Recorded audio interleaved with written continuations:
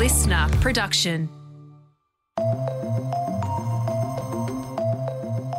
Hello, welcome to The Briefing. I'm Sacha Barbour Gatt. We're hearing more and more about the role of drones on the battlefield and even in the food delivery space. But what about in the fight to protect Australia's endangered species? As the drones go up, they fly usually from about 11 p.m. at night through to 5 a.m. in the morning. And we say, if you can see them, you can save them. That fascinating chat coming up in the second half of this episode. Now, though, it is time to get into the headlines with Antoinette Lattouf. Today's Wednesday, the 2nd of October. Hey, Sacha. G'day, everyone. There's been a significant escalation in the Middle East overnight, with Iran launching a barrage of missiles at Israel. Air raid sirens sounded across Tel Aviv, Jerusalem and Haifa, while dozens of explosions were heard as the rockets were intercepted by Israel's Iron Dome. And here's how it was reported live by CNN. Jim Sciutto, this is obviously it's a major attack. There's no question. What you are seeing, what we are all seeing with our own eyes, is a major attack from Iran. It's a major attack, Dana, and it's an escalation. It's an escalation of this war. Yeah, and so Israeli officials have since announced there's been no casualties and residents have been cleared to leave bomb shelters. And in a statement, Iran's Revolutionary Guard says the attack is in response to the killings of the leaders of Hamas and Hezbollah, along with a senior commander in the Revolutionary Guard. And this all comes, Sacha, after the IDF yesterday launched more raids over the border into Lebanon. The IDF also continued its orders to evacuate thousands from the south of the country. 1 million people are already displaced. It also fired strikes in the heart of the capital, Beirut. And this is the first time that this has happened since October 7th, that they have attacked a busy transport hub in the centre of Beirut. Yeah, but Hezbollah claims no Israeli troops have entered Lebanon. And this contradicts earlier comments by the IDF that soldiers had crossed the border. So it seems there's a bit of confusion there as to what is happening, what the IDF is doing. We've seen images of tanks and troops amassed at the border, but whether they've actually crossed, that is yet to be confirmed. So I guess the question is, what could happen next? Israel says the aggression by Iran will have, quote, serious consequences, while Iranian reps at the UN have warned of more attacks if the country were to respond. And we've heard from the United Nations Secretary General Antonio Guterres, who has again called for a ceasefire in the Middle East. He said, "I condemn the broadening of the Middle East conflict with escalation after escalation. This must stop. We absolutely need a ceasefire." Over now to France, where Julian Assange has spoken in his first public appearance since being released from prison in June. I am not free today because the system worked. I am free today after years of incarceration because I pled guilty to journalism. I pled guilty to seeking information from a source. I pled guilty to obtaining information from a source. And I pled guilty to informing the public what that information was. So that was the WikiLeaks founder speaking to Europe's leading human rights organisation, the Parliamentary Assembly of the Council of Europe, or PACE, in Strasbourg there. The 53-year-old described his 5 years in a UK prison as a relentless struggle to stay alive. And Assange is giving evidence on his conviction and detention after a PACE report concluded that he was a political prisoner and called on Britain to hold an inquiry into whether he was subject to inhumane treatment, Antoinette. Yeah, and you do point out that he spent 5 years in a UK prison, but cumulatively it was actually a 14-year ordeal to try and avoid incarceration, which he spent many years living in consulates, trying to avoid a prison sentence. It's pretty significant, Sacha, that he has spoken for the first time, choosing that forum and not a journalist or a media interview, which I don't necessarily blame him for. He also said, "I'm not fully equipped to speak about what I've endured. That isolation has taken its toll," and he's still trying to unwind. Of course, in 2010, WikiLeaks released hundreds of thousands of classified US military documents on Washington's wars in Afghanistan and Iraq. And this is the largest security breaches of their kind in US military history. And if you want to know more about Assange, we did do a good explainer on his release, and that episode, if you scroll back, is June 25th. A number of therapies and benefits have been cut from the NDIS as the government tries to lower the cost of the scheme. It's also framing these changes as a crackdown on dodgy providers. So this was announced after a review into the $42 billion insurance program, which warned it was only going to get more expensive. And now, 2 days before the changes will come into effect, it's been confirmed things like sex work, cuddle therapy, tarot readings, clairvoyance, they won't be covered anymore. Neither will wilderness therapy, crystal healing, or drugs or alcohol.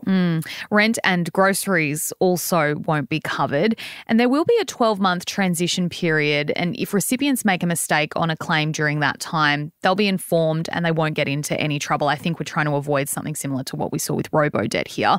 The government says these changes, along with amendments to how and when money can be claimed, will save $14 billion over the next 4 years. So I know waiting for this list caused a lot of anxiety and angst to people who do use the NDIS. I have family who use it and it's been an absolute lifesaver for them.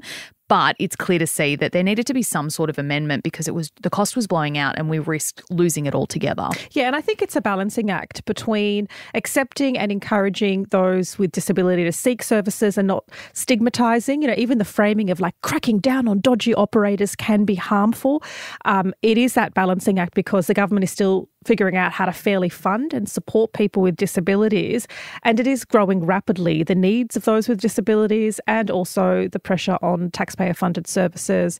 And so I think it's it's really important that we have these conversations, that those transition periods are adequate, and in this case it's 1 year, but that we also don't demonise those who need to access those services. And maybe it was after he made these comments. I could have been sunbathing on the beach. You have never seen a body so beautiful. Much better than Sleepy Joe. Yeah. Now, a giant naked Donald Trump effigy has been hoisted above a highway in Nevada. And when I say giant, I mean giant. It is 13 metres tall and 2,500 kilos. It has been slammed by local Republicans who have labelled it pornographic and deplorable, Antoinette.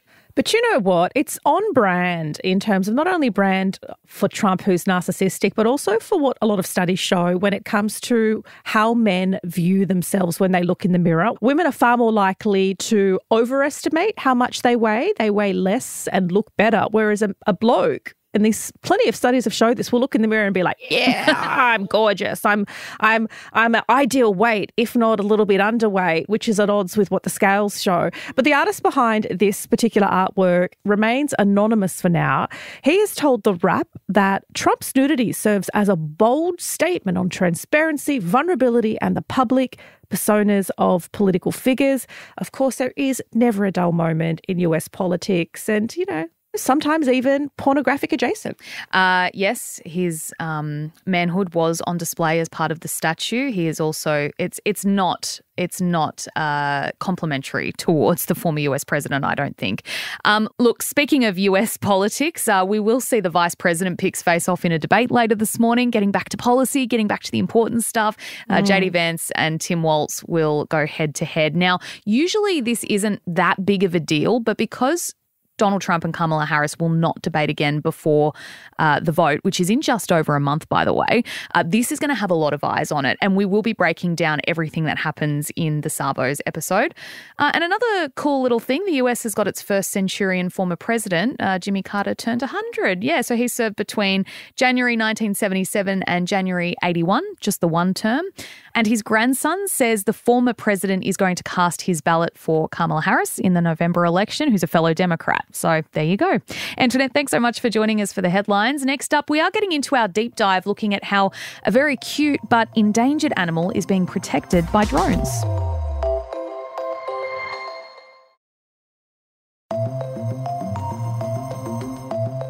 From war to surveillance to delivering food to your front door, drone technology is quickly entering regular use in our daily lives for a lot of different reasons. Something you might not have expected to be on that list is helping to save Australia's unique greater glider from logging. Those using the tech say if you can see them, you can save them, and that enlisting the help of drones is essential in monitoring habitat to fight against its loss thanks to logging and development. But is it safe, and is it overstepping the fine balance between conservation and industry? And is the habitat being monitored worth the trouble in the first place? Ripper Corporation drones are those undertaking the highly specialised surveys of endangered species, and they're working with well-known conservation player in the space, Worldwide Fund for Nature, and the Forest Alliance on this project. Leanne St George from Ripper Corporation Drones and Stuart Blanch from the WWF join me now. First off, Leanne, I'd love to understand how these drones work. What information are they collecting? The drones use thermal cameras and thermal sensors. So they fly at night when the ambient temperature is down, so that is the temperature of the trees, the leaves and the general environment goes down, so that they can pick up the heat signatures of animals as they move around. So that has increased in the last 10 years to such a significant area that the infrared cameras are now actually colour. Oh, wow. So apart from the traditional heat signatures you may have seen in something like Terminator, these very much are beautiful, clear pictures. You can see the animals. We've got some fabulous footage. So the ability to identify the animals, the health of the animals, and record every single animal you come across is such a high-tech area and a very specialised area as the drones go up.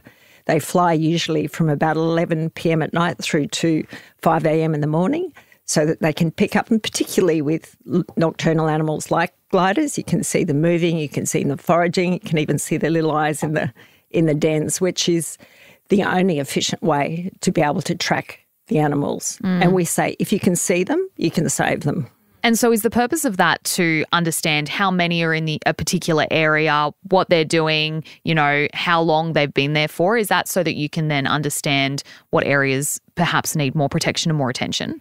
That is correct. We work with a group of community alliance members, including WWF, that called us in to help them with the tracking of potential logging areas that have been put up to happen in New South Wales. So by calling Ripper Corp in, we'll be able to work across exactly those areas that were concerning the local wildlife and community areas that wanted to protect them, and accurately see how many of the animals were there. The den trees are really old growth trees, so if you cut them down, it means that there's a bit like a housing crisis for gliders. They've got to wait 75 years until another tree grows. And because they're shy animals, they're right up the top of very, very big trees, the drone tech is perfect to fly over the top. It doesn't disturb them. In fact, they don't even know it's there. You can see them, they don't even lift their head most of the time. They will glide, they will forage, they'll have a little fight with each other. So it is a perfect way to be able to map an area.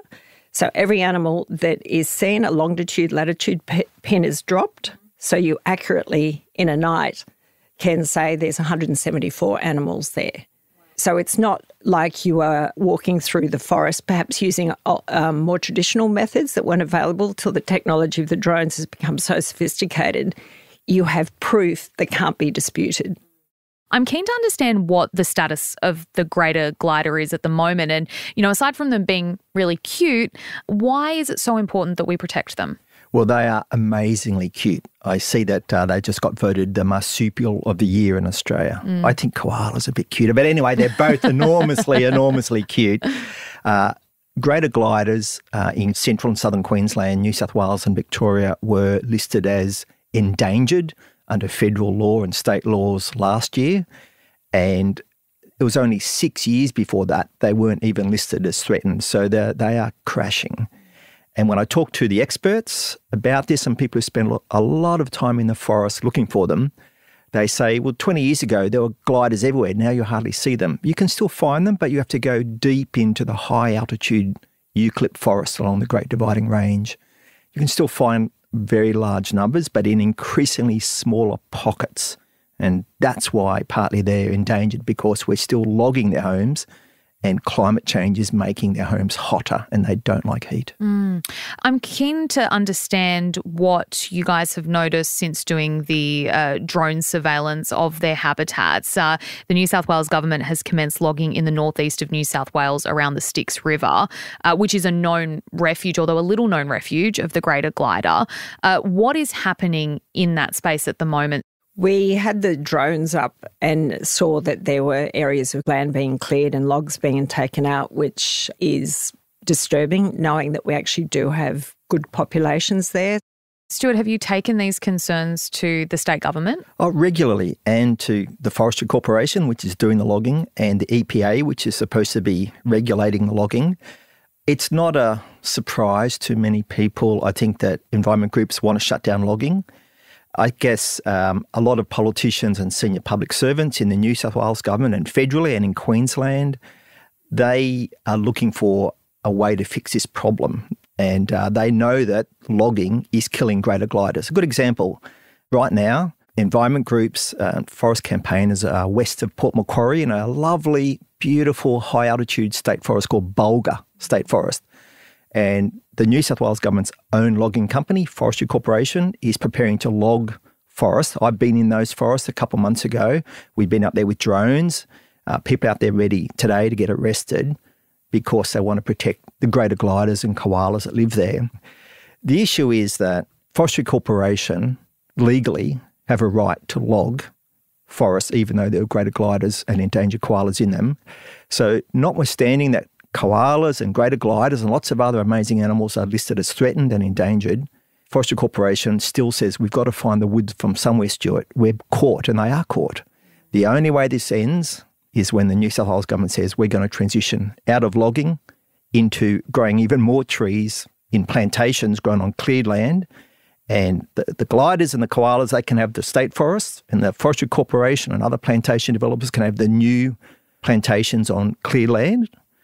That's when we get peace. And the timber workers and the regional communities and the people who have grown up in logging communities, I grew up in one of those on the New South Wales North Coast, where there are not many other jobs. The government has a job to do to help them with the transition, just as we need to protect the wildlife in our forests. Yeah, and I was going to ask that because obviously our environmental legislation at all levels is kind of looking to strike a balance between protecting our biodiversity, which is very important to Australia, but also those industries that exist to support families and jobs and our economy. You know, there's a lot of good reason for the government's priority to be industry over something like biodiversity. And if we block all development because there is a risk to species in the area, I guess is the question then, do we not risk tipping the balance in the opposite end of the spectrum and kind of favouring animals and wildlife over industry and people? Well, the trouble is, I could partly buy an argument that we need to keep killing gliders and koalas if we're making really high-value uses of our old eucalypt trees up in our forests that millions of Australians benefit from. The reality is we don't. Most of the logs that get logged in Australia from native forest end up as wood chips on a boat to China or Japan or Korea, often to make paper that we buy back in. It's a low value use. If you go to your local hardware shop today, you do not know if you are buying a tree that used to be a home for a koala or glider 3 months ago because it's not labelled. And often that's for tomato stakes. So there are alternates for a lot of uses of trees that we currently harvest in native forest for. It's not easy. I'm not pretending it's easy, but plantations are replacing native forest logs in Victoria and Western Australia. It did it 150 years ago in South Australia, 50 years ago in the ACT. It's now New South Wales, Queensland and Tasmania have yet to make that transition, and it's going to require, we think, billions of dollars of federal and state government funding and private sector investment to create the dedicated planted forests, i.e. plantations that provide that timber and fibre supplies in the future. The transition is not easy. I know of loggers who are worried about their jobs and going broke and their mental health. It's going to happen regardless of what we do because the climate is going to reduce the amount of wood available and the bushfires will take out further wood. So this is a classic time when governments have to make hard decisions, be generous to look after people and nature. And that's what we want the state governments and the federal government to do in the federal parliament. Right now, the federal parliament has a chance to change our laws to protect the habitat of greater gliders. And it's really odd to me, terrible, that the federal government has zero role in regulating the destruction of endangered glider forests. They should have a role and they don't. Mm-hmm. Look, what we've just talked about is sad in a lot of ways in that we're seeing how our native animals are being impacted by things like logging and climate change as well, like you mentioned, and bushfires. But I guess what you guys are doing here is very solutions-based in that you are proactively getting up in the sky with this great new technology and able to pinpoint and then use that as a point to say to the government, well, we found them, we know they're here, please help us protect them. I'm keen to understand from you, Leanne, and Stuart as well, given the work that you do, how might this technology be used in the future to protect other habitats, or is there new ways you're looking at using the drones so that we can be better at protecting our biodiversity? Drones have been used across the eco-space for a while. With Ripper Corp 8 years ago, we developed an algorithm called Shark Spotter and then Croc Spotter. Only in Australia is everything that could possibly eat your leg off, which was about utilising the massive amounts of data to help identify sharks and dolphins and whales and turtles, and the same with crocs. It all play a really important part in our biodiversity. So the utilise of drones, and particularly AI through the drone cameras, enables you to accelerate a lot more efficient identification of areas that can be protected, animals and plants. We have huge amounts of invasive species on plants. Ripper's working across something now with deer. Feral pigs are an issue in Queensland, destroying huge amounts of habitat and native animals as well. So the more effective use of technology is, the more efficient, the more quickly and accurately we can get, our farmers, our government to take some action on that. We use the drones along with agriculture a lot as well, which again, you utilise AI, whether it's to look for nitrogen in the soil, whether it's to protect against invasive species, to manage it. So it's tech that is here, and they estimate the value to Queensland alone, for instance, of drone technology is $500 million US a year now. So the tech is here. So we have to use it. And those people that go out to do the surveys of wildlife or whatever it may be, you've got to protect your frontline personnel. So if a drone goes down, a drone goes down. But even in bushfire, drones are utilised to look at spread of fire where there's still hotspots. You can put up a manned aviation craft, and if that goes down, you're in real trouble. And that has happened in the recent bushfires. So utilising the tech that's easy, they're battery powered, so it's net zero emissions, it makes sense, and it's getting better and better all the time. And it's, to work with Stuart and WWF and the Forest Alliance on such a unique project to capture these amazing, delicate animals, which helps you understand the health of the animal, the trees, the biodiversity in which they operate. I must say, I love working with people from the technology space who are very committed about the nature and climate crisis and trying to find solutions. WF is about finding solutions with people, including people we might not agree with now. So I make it my business to go and talk to Forestry Corporation and ministers, advisors and government people who don't like us trying to end logging, because we want more trees, not fewer trees. The only way to get that now is through dedicated conversion-free plantations. I'll give you an example of the passion. So Leanne's operation, Ripper Corp, they've got a gun drone operator called Mark Phillips. Anyway, he's passionate. He's absolute night owl. He'll be up at a forest at 1,000 metres altitude in July when it's freezing cold, droning for 6 hours straight. Do you give him a toilet break at all? Maybe I shouldn't go into that. Anyway, it should be in his EBA, but I'll get a text from me at 11 a.m. Stuart just got the drone up, been up here 10 minutes, found here's a mum and a bub. Here's a clip. Text at midnight, found another 3 gliders down in the valley. I said, great, thanks. I'll chat to you in the morning, Mark. I'm going to bed. 1 a.m. I'll get a text. Here's a video. I thought you want to see this one. Absolute passion. Often there's not a lot of hope in what we do. This brings me hope. Well, thank you both for coming in today and speaking to us on the briefing. We love to see solutions in this space because it can feel, like you said, a little bit depressing and like there's not much to look forward to, but you're both working towards that. So thank you both for joining us. Thank you, Sacha. Thanks, Sacha.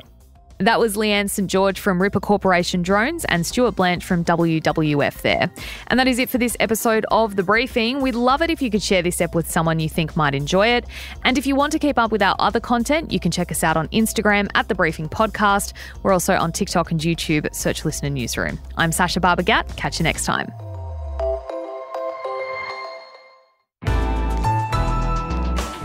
Listener.